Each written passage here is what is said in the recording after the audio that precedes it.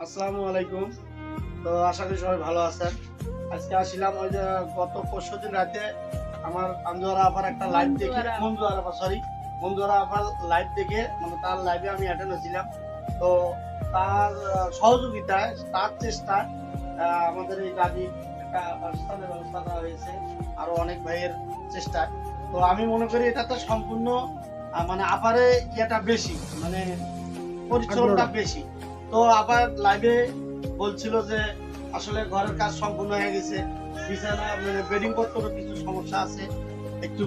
তো ওখানে কাপড়ে আমার দাদির কাপড়ের জন্য একটা কথা মানে বলা হয়েছিল।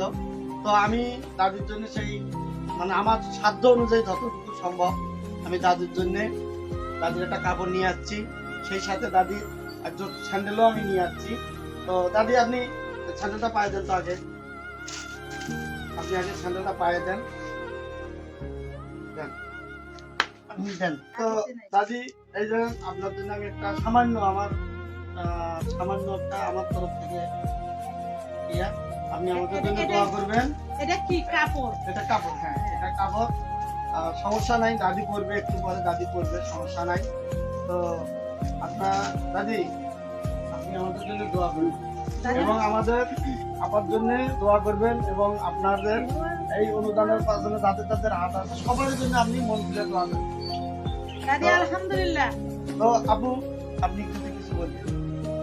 ভাইকে অসংখ্য ধন্যবাদ। দাদিমার ঘরের প্রচেষ্টায় আমি যখন সফল হয়েছি তখন দাদিমার একটা খাটের ব্যবস্থা এবং নতুন ঘরে উঠলে একটা কাপড়ের জন্য খাটের তোষক বালিশ এবং কাপড়ের জন্য আমি এক ঘন্টার একটা লাইভে আসি।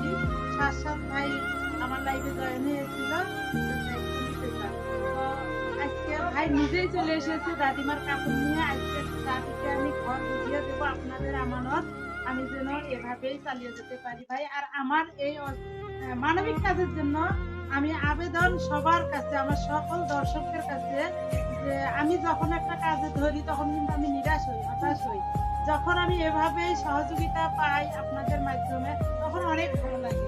এই যে আপনি চলে আসছেন দাদিমার স্যান্ডেল কাপড় নিয়ে, তো এখানে আবার আরেকটা কথা আছে, আমি আরেকটা কথা বলি।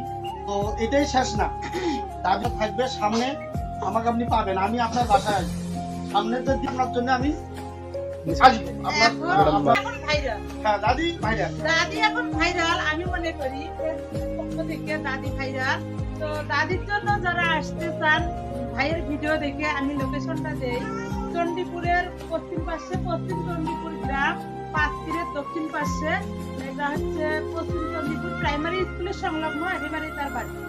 আয়শা দাদি, আয়শা দাদি ফেসবুকের পক্ষ থেকে ঘর উপহার পেয়েছে, এটা পাঁচতীর বাজারে বললেই দেখে।